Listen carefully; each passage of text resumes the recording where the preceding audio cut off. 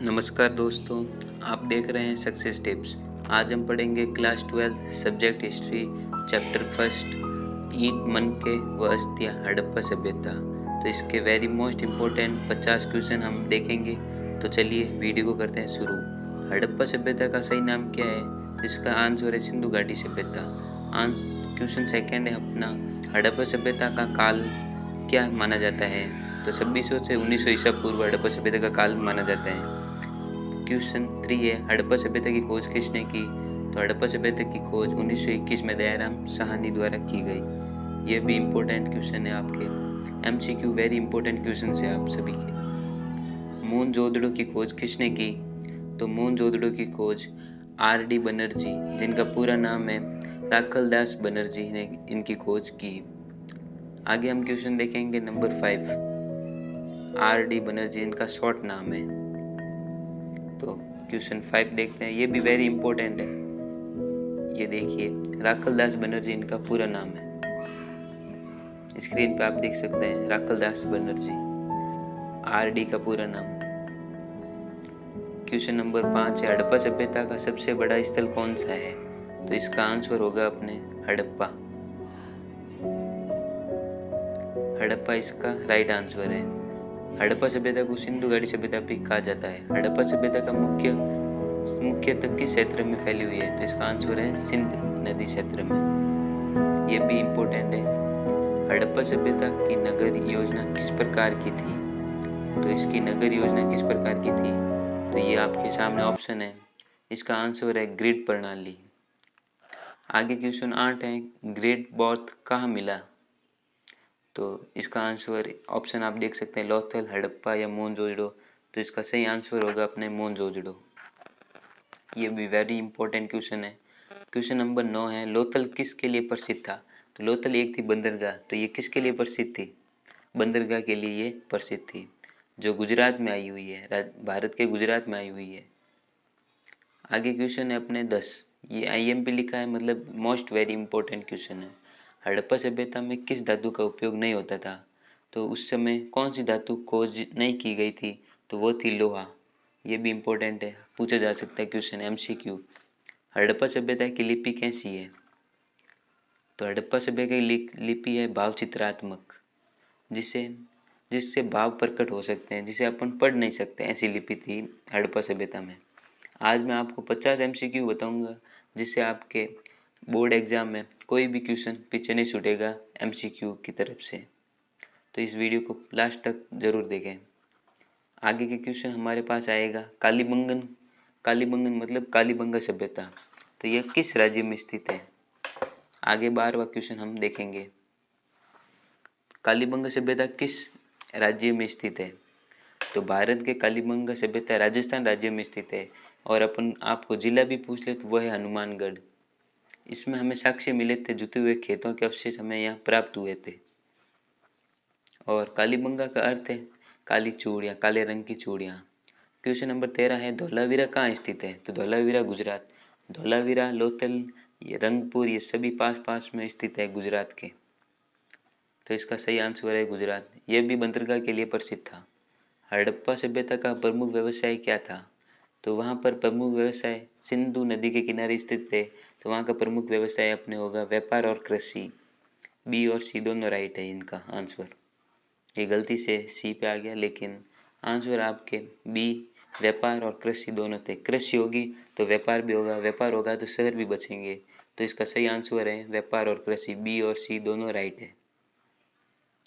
Question number 14 का answer है D. Harappa के घर कैसे बने होते थे? तो उस समय घर खंडे या सीमेंट से बन नहीं सकते, तो वहाँ उस समय बनने थे पक्की ईंटों से घर।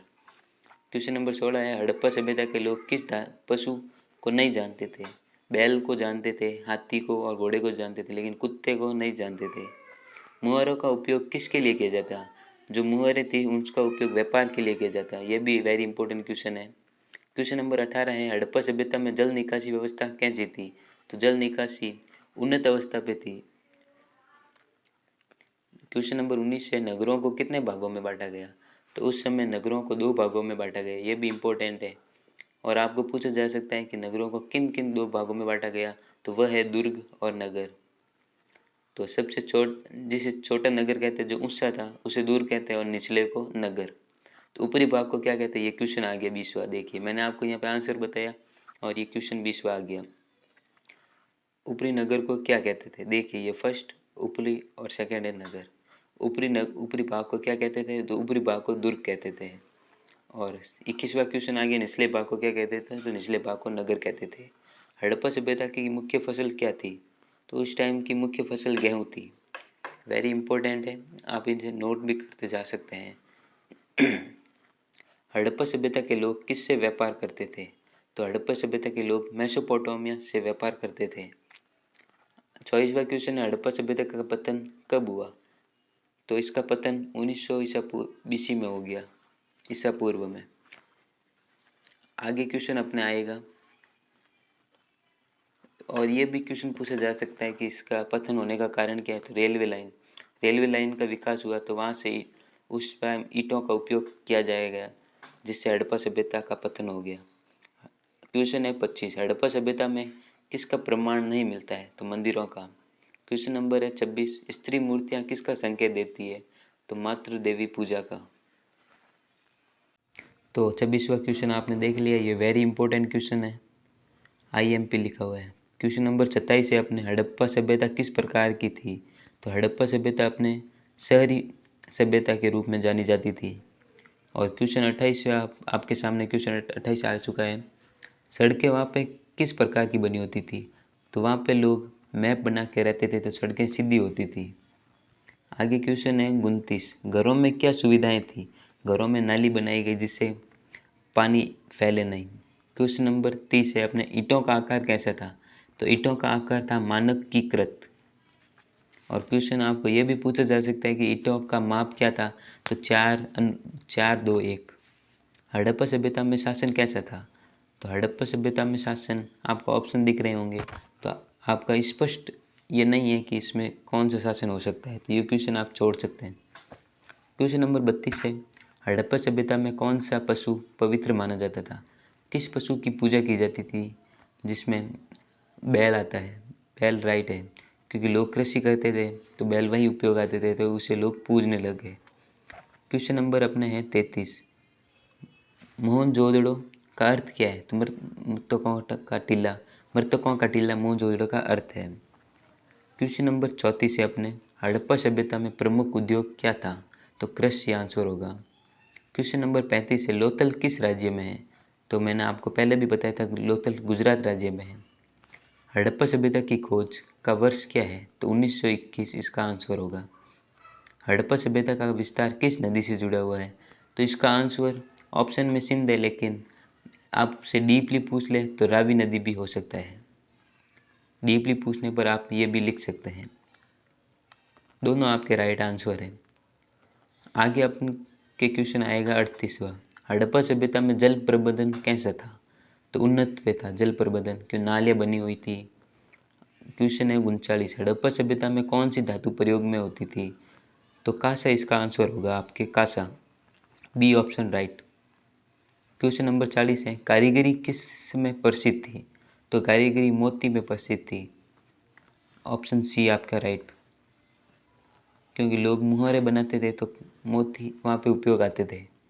क्वेश्चन नंबर 41 है अपने, हड़प्पा सभ्यता में घरों के दरवाजे किस ओर खुलते थे, तो उस टाइम घरों के दरवाजे पीछे की ओर खुलते थे। जिस प्रकार देखिए आप स्क्रीन पे देख सकते हैं कि घर है ये, तो इसके दरवाजे पीछे की ओर खुलेंगे, तो आपके ऑप्शन डी राइट होगा इसका। 41वां का आंसर क्या है, डी। आप ध्यान से देख सकते हैं, वेरी इंपॉर्टेंट क्वेश्चन है ये। क्वेश्चन है 42, हड़प्पा सभ्यता में कौन सा खेल खेला जाता था, तो पासा, ऑप्शन बी राइट। क्वेश्चन है 43, हड़प्पा सभ्यता में अनाज कहाँ रखा जाता था, तो भंडार गृह में अनाज रखा जाता। क्वेश्चन 44 है, धौलावीरा की विशेषता क्या है, तो धौलावीरा की विशेषता क्या है, जल प्रबंधन, ऑप्शन बी राइट है आपका, धौलावीरा की विशेषता है जल प्रबंधन। क्वेश्चन है 45, हड़प्पा सभ्यता का समाज कैसा था, तो संगठित समाज था, तो ऑप्शन बी राइट। क्वेश्चन 46 है अपने, हड़प्पा सभ्यता में किसका उपयोग नहीं होता था, तो लोहा धातु, ये पहले भी आ चुका है लोहा धातु, तो ऑप्शन सी राइट। क्वेश्चन है अपने 46, हड़प्पा सभ्यता के लोग किससे माप करते थे? तो तराजू। आप स्क्रीन पे देख सकते हैं कि तराजू किस प्रकार का होता है। ऑप्शन बी इसका राइट है।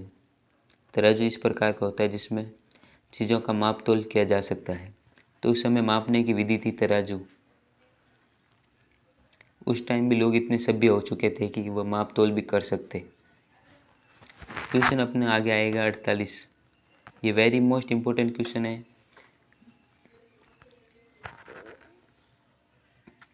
क्वेश्चन 48, हड़प्पा सभ्यता में व्यापार कैसे होता था? तो हड़प्पा सभ्यता में व्यापार मुहरों से होता था। ऑप्शन बी राइट है आपका। आगे क्वेश्चन है 49, सेकेंड लास्ट क्वेश्चन है ये। हड़प्पा सभ्यता की सबसे बड़ी विशेषता क्या थी? तो नगर नियोजन उसकी सबसे बड़ी विशेषता थी। ऑप्शन सी राइट है। वेरी मोस्ट इम्पोर्टेंट क्वेश्चन है ये, तो आप एग्ज़ाम के पहले दिन भी ये देख सकते हैं। क्वेश्चन 50 है, हड़प्पा सभ्यता का मुख्य आधार क्या था? तो मुख्य आधार वहाँ का कृषि था, क्योंकि लोग नदी के किनारे बसे हुए थे तो वह कृषि कर सकते थे। तो ऑप्शन सी राइट है। अगर वीडियो आपको पसंद आई हो तो सब्सक्राइब ज़रूर करें। ऐसे ही इंटरेस्टिंग वीडियो के लिए हमें फॉलो करें। धन्यवाद।